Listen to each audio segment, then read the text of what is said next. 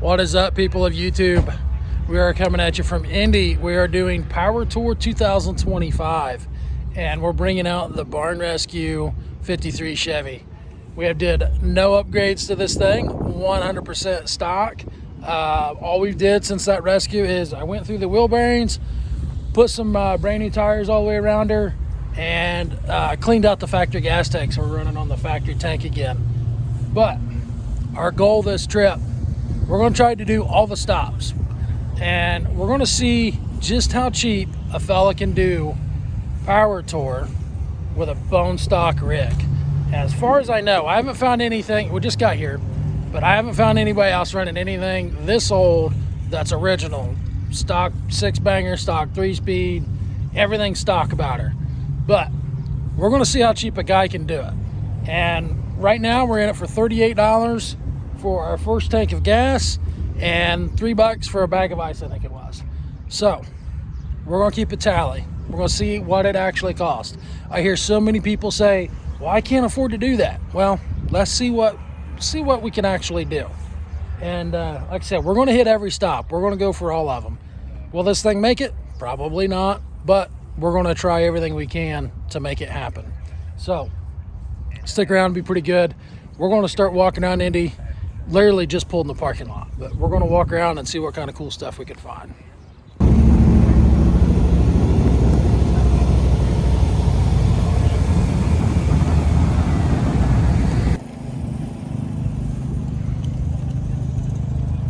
Diesel action going on.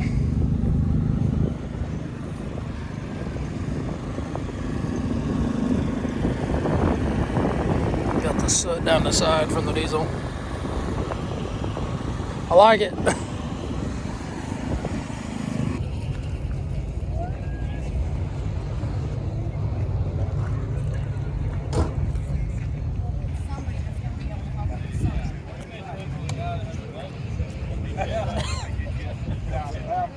It's alive. If I can tell you, it's alive. So what you guys bring? Oh, field tomorrow out. Fine. Okay. Yeah, I like the color of that one. I don't know if I've ever seen that color on one. I can't say I have either, but nicely done. I can dig it. Mine definitely wasn't this pretty. I apologize if you guys want more in-depth views of these vehicles. There's just too many of them to really stop and take them in. Maybe once we get to some parties this evening, we'll do some more in-depth walk-arounds of some cars. But right now, we're just going to do some walk-bys, and it's just going to be stuff that I think is cool.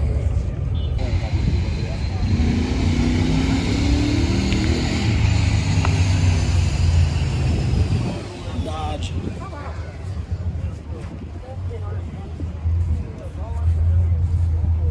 I can tell from hers that those two lights. Yeah. Which one is it? Now I got to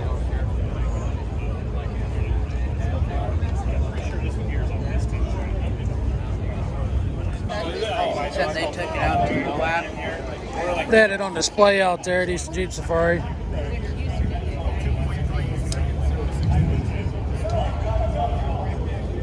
There's the ending basement.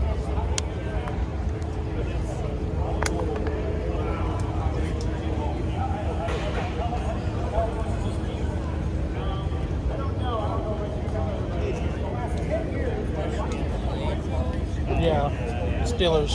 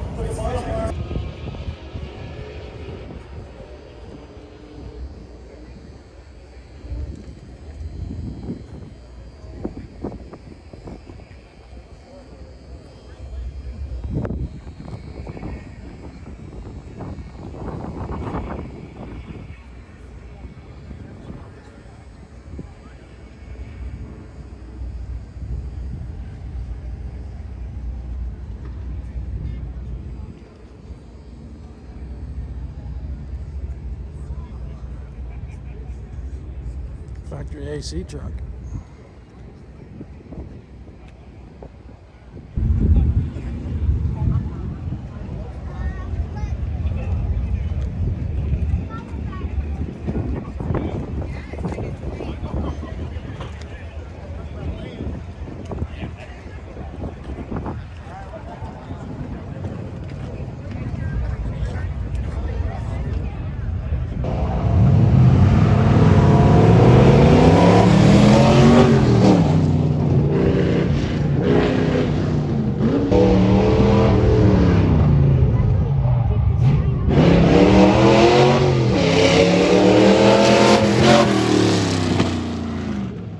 Well, while we was out here watching the autocross, we learned that BF Goodwrench Tires has a ride-along program, and it's absolutely free. So Austin and I are going to take advantage of that situation and ride in one of these badass C10s. So pretty stoked about that opportunity. Thanks to BF Goodwrench Tires for that.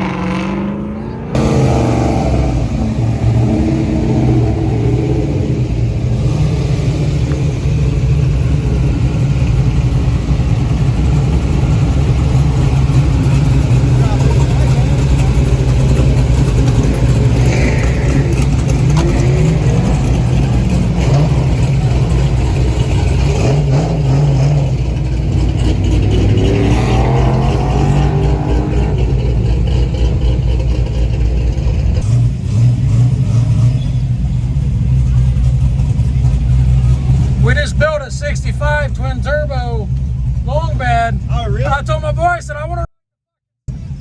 And I went there, and he's like, nah, I'm right. He's riding with James Otto too. You know who that is? No, I don't. Dude, you know the In Color Jamie Johnson song? I probably do. I don't have any memory, so I got you. too many brain injuries. Well, he's.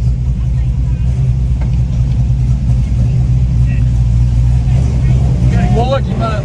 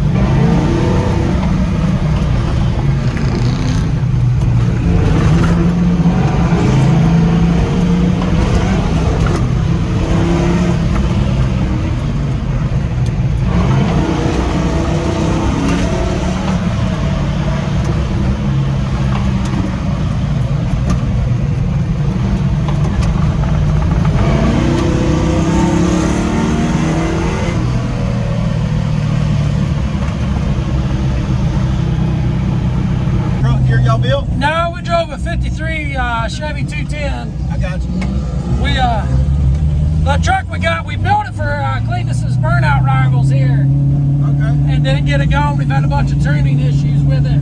So we didn't even try. That 53 we drove is bone freaking stock. So kind of a challenge to see if we can keep the pile going for the week. Oh yeah, man. But that's what it's all about, you know? Yeah. What was your name, man? Chris. Shit. Got my phone. Ah. You know, boss. There we go. Well, we're on Snagtown Garage on YouTube, so I'm gonna put you on there if that's all right. Yeah, that's cool, man. Go ahead. Yeah. Appreciate it, man. Oh, that was freaking epic. We'll check out some of these trucks real quick. I've rode in a lot of fast vehicles. I've never rode in anything with that kind of stopping power. That was absolutely insane. I've never felt G-forces from stopping short of hitting something. So, how was your ride, buddy? Good. Good?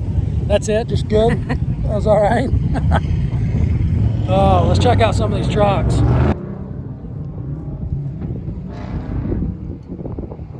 I'm hoping to be able to get a better look at some of the trucks we rode in before the week's up.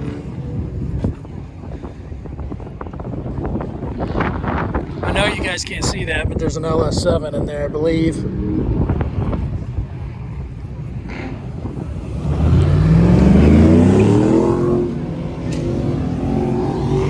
Oh, that was a freaking riot.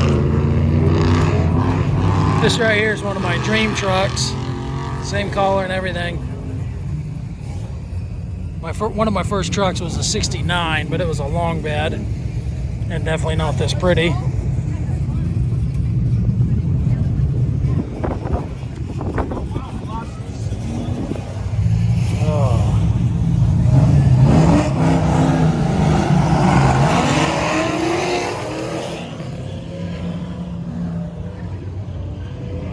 Every one of these trucks was a stick. Was the truck you rode in a stick? Yeah. I don't know what it was, but it was nasty.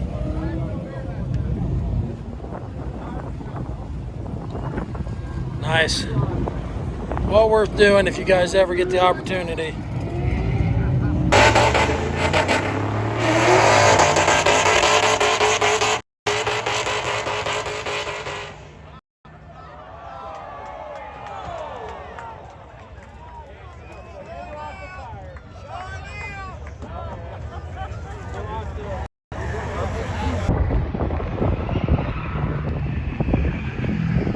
Drove it from Ohio.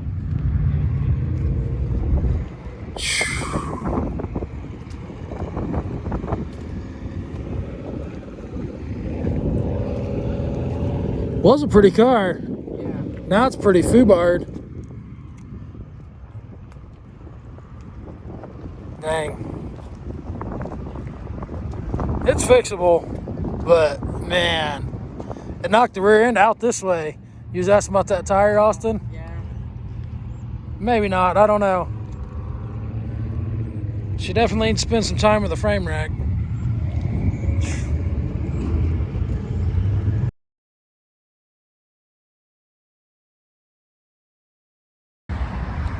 Well, we just encountered our first problem. We stopped at the O'Reilly's over there and got us some Lucas or whatever it's called, the Miracle in a Bottle to keep this thing from smoking as bad, and some grease for the transmission, or oil, whatever you want to call it. And I noticed wear marks on the back tires, and I just assumed it was from going around some of the curves on the interstate. Well, I checked it when I went in the store. I drove around behind there and came around over here and parked, and I stuck my hand back up on the driver's side, and I can fit my whole hand up in there between the fender and the tire. Walk over to this side, and yeah, I can't fit my hand in there no more. And it's actually sitting on it right now. You can barely see the scrub marks right there. So I don't know how we're gonna fix that, because that rear end, the bushings in it are so bad that the whole rear end's walking side to side. And I had noticed a couple times when we hit bumps on the interstate that the whole car, you know, did a shimmy shuffle. And I just assumed it was because the front end's so whacked out. But I'm guessing that is not the case. See the difference there. So I'm not real sure what I can do with that, if anything. I don't know what the answer is. I guess I can lay down on the ground and look underneath it and pretend like I can do something. Not real sure what to do there. I had originally thought, I'll just get a wooden hammer handle or something and run it through there and bend that out a little. But at this point, that quarter panel might be what's holding the rear end as straight as it is under it.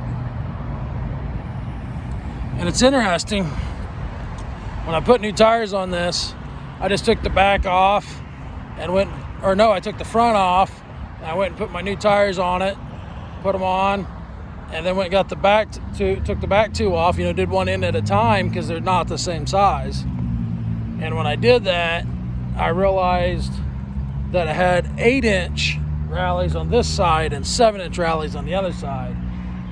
I was like, well, they must have screwed up. Let's move both of the 8s to the back, and that's what we did. And I'm wondering now if that wasn't intentional by a previous owner at some point to keep that tire off the quarter panel. Because, obviously there's a lot better offset. Not sure what I'm going to do yet. I'm going to have to ponder on this one. I guess I'll put the motor honey in the motor and hope that fixes the rear end, I guess. Not sure what I'm going to do there. We got a long week ahead of us to be fighting a battle like that. But we're going to figure it out one way or another. Doing our first once over. So far everything looks all right. I did the math. We topped off the fuel and roughly somewhere between 11 and 12 gallons. Or 11 or 12 miles per gallon. And we pushed her hard on the way down here, way harder than I should have.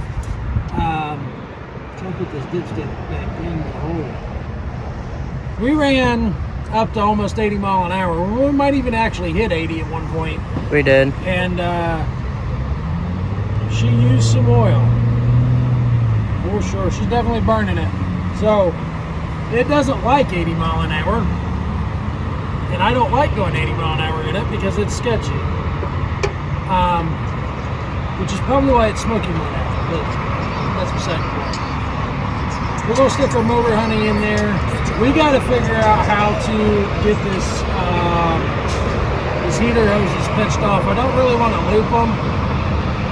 They're the original hoses, and I don't want to come around here, buddy. These hoses, they're not like hard, but I don't really want to loop them, really. I was looking for one of them pinch off tools that Harbor Freight sells so we could just pinch that shut.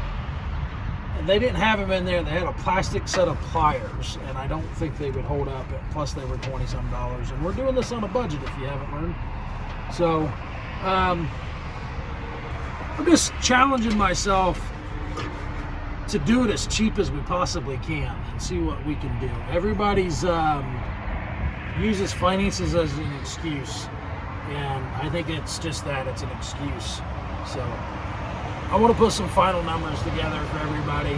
Right now we spent $38 on the first tank of fuel. I just filled it up again and it's $24. And I don't know, what do we spend? I'll get the exact numbers and put them up here at some point, but I think we spent, what did we spend the dollar store earlier, buddy, on snacks and junk food? I don't know. I don't think you told me. I don't know. It was like $30 or something like that. So we're still in it for right around $100 on our first day. So somebody just broke something. No, I take that back. I lied. We ate Bob Evans for lunch and our dinner, and that was $40, $30. I don't know. I'll get you the exact numbers because I'm keeping every freaking receipt. But let's get some motor honey put in this. And hopefully that fixes stuff. And then at some point, I suppose I'll lay underneath the rear end and see if we can't figure out something there. That's going to take a minute.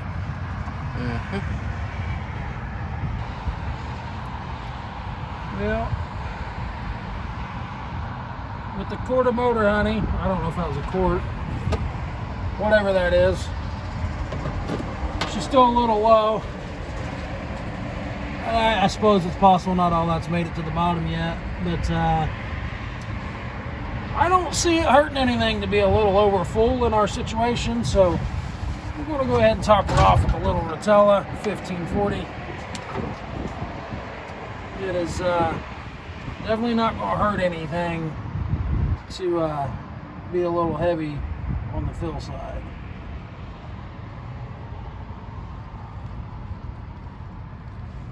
At some point, I gotta crawl underneath this thing too and check the oil in the transmission, because I know it leaks when you go down the road, but I don't know how bad it leaks. I just know it leaks because when we first drove this car the very first time, it was flinging it on the dry shaft. And I don't know, maybe that self-healed itself with driving it some. I don't know. And the exhaust. What'd I say? It was Drive shaft. Yeah, I said that wrong, didn't I? This has got an enclosed dry shaft. So it was flinging it out of that front joint where the dry shaft goes, somewhere in that vicinity, onto the exhaust and smoking. I said that completely wrong.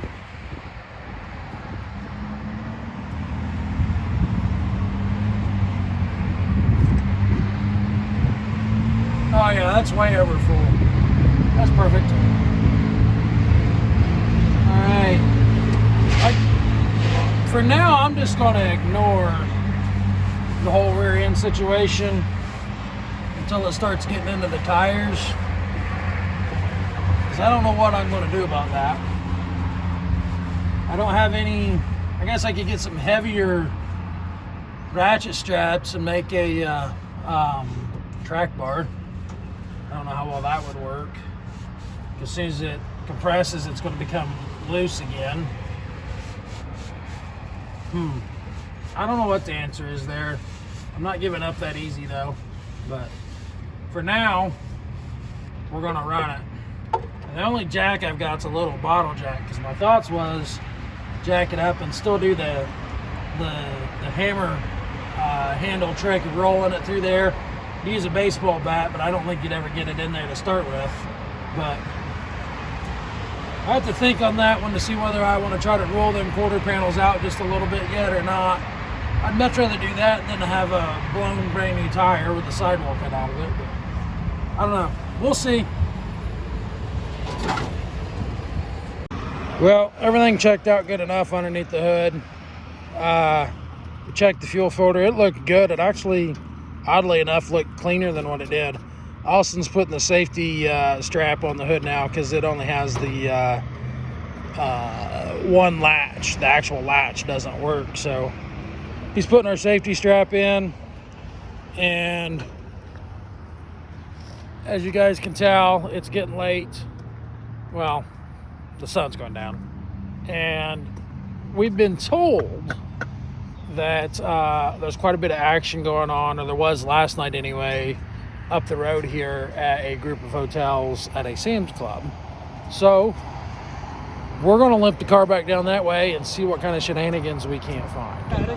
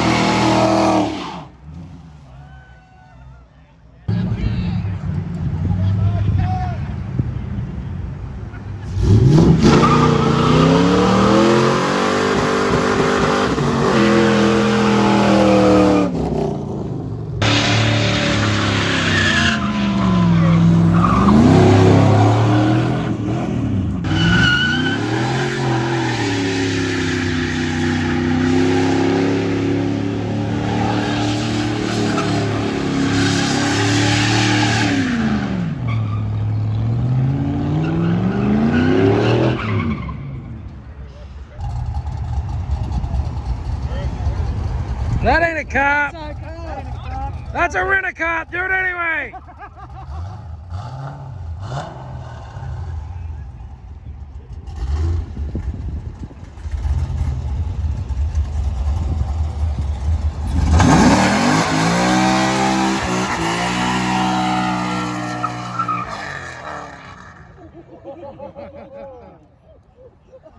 You saw that.